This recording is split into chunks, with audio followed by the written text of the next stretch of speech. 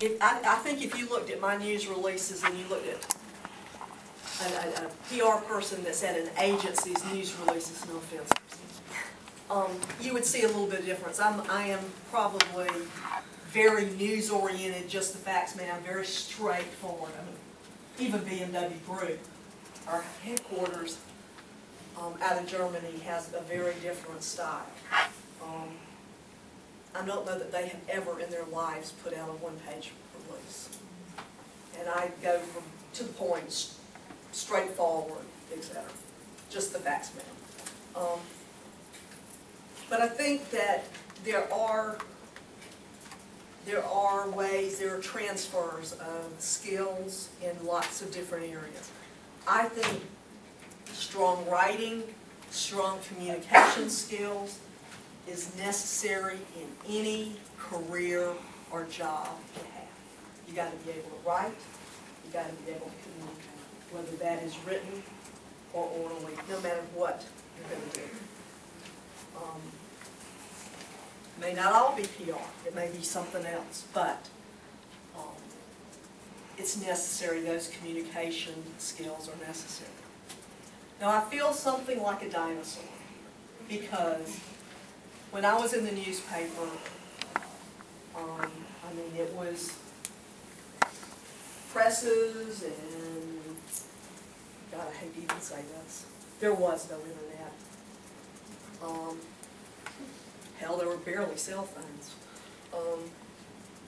The whole internet explosion, the whole way of information sharing has changed the landscape of communications. How many of you actually read a printed paper with paper in your hand? The rest of you go online and read? Do tell me you read some. Lie to me if you have to. I mean, I get newspaper. I live in Greenville County, so I get the Greenville News at home because the Spartanburg Herald-Journal is not delivered in Greenville County. And I read the State, New York Times, and some of the German papers online. But the internet and everything that is associated with that, blogging, hell, I don't even know all the terms, but it's changed the landscape of how information is shared. Most of my friends who know I've been in the newspaper business, when I bemoan well, who is saying this and the accuracy and what it is? Well, are you saying that everything in the newspaper is accurate and right? And I said, well, no, but I'm telling you that at newspapers, and I hope it still is the case, there is at least a check and balance system.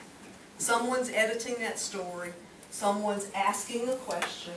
Where did you get this information? Who did you get the information from? Are you sure they said this? There is a give and take. Doesn't mean that things don't happen and mistakes don't get in, but there is a check and a balance. You don't have a reporter that's writing a story and it's printed without somebody seeing it.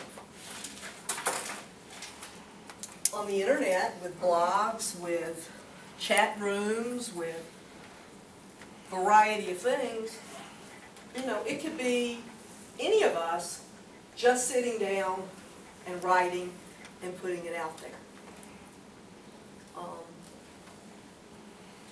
It's opinion. I mean, it's true opinion. It could be 90% right. It could be 30% right. It could be 100% right. Is it news or is it opinion? And I guess that's where I get a stomachache about that for some reason. This same reporter who was asking me to confirm and deny called me one time, said, oh, I understand that BMW is going to build a second plant in Spartanburg. This has been 5 or 6 years ago. And I said, well, there are published reports that say. And I said, well, where is that? And he said, well, it's published report. I said, well, where? I said, send me the story. I said, I swear to God, I think I would know if we're going to build a second plant.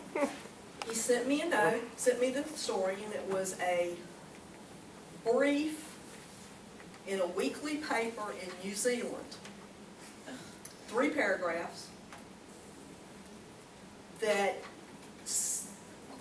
quoted an unnamed, it wasn't even an unnamed source, it was unattributed, that a second plant would be built at the U.S. plant in Spartanburg. I can't even dignify this with a response. Because I've got no attribution, I've got no context, etc. We had a good relationship. It was a check and balance. They did on a story and it kind of disappeared. I don't doubt that somebody said, there's probably going to be a second plant built in Spartanburg one day. Heck, that's been the speculation since we announced in 1992 and had 1,000 acres. We do have a second plant now, but it just opened. I mean, well, it's not even open yet. It's not going to open until mid-October. But it's built and completed and we're building cars in. So there are lots of ways that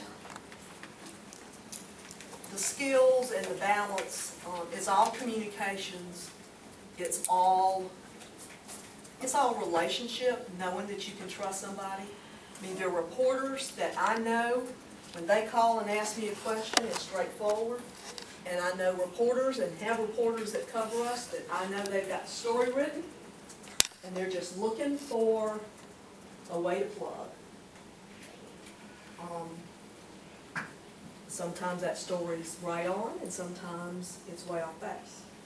You can't really write a story unless you do your research first. Does that make sense, guys? What about questions so far? Do they have a certain newspapers that they deal with, like the Carolinian? Could they call BMW and inquire about, which is our college newspaper? Oh, sure. I mean, would they speak to you or would they? Right now, probably they would talk with our department manager, who's Robert Hitt, or our communications manager, who's Max Metcalf. We have a very small staff, so we have things divvied up. Now what that may mean is I may get that question and I may do research, depending on what that question is. And from a standpoint of helping them write. I mean, one of the other things I had to get used to is it used to just drive me crazy if I would get a question and I didn't know the answer like that. Well, hell, I can't know everything, but it still just drove me nuts. I had to learn to say, from a credibility standpoint, I had to learn to say, I'm not sure. I'll have to check and I'll get back to you. And I checked and I got back to them. How often do you talk to the folks in Germany? Our plant hours were established 16 years ago. We start our shifts. Our first shifts come in at 6:30 in the morning. And those shifts were established so there is real time with Germany. There's somebody there in that office and we can talk. We have sites set up, what we call the comm pool, communications pool, where we have things there where we can go to them. For example, Paris Auto Show just started. We've got backgrounders, we've got speeches, we got the releases, so that if someone called and said, oh, I understand, so-and-so said such and such, we've got a source for that. So there is real-time communication. And I bet you somebody in our department talks with somebody in Germany almost every day. We're a global company, and it's important from a global company that there are going to be issues in Germany that it's not an issue here, but somebody could ask us about. So it's important that there is, we don't have to say things exactly alike, but we have to be on the same page. We may do briefings, argumenters if something is really, for example, remember when, as a result, with the Gulf War, and there was all the hoopla about foreign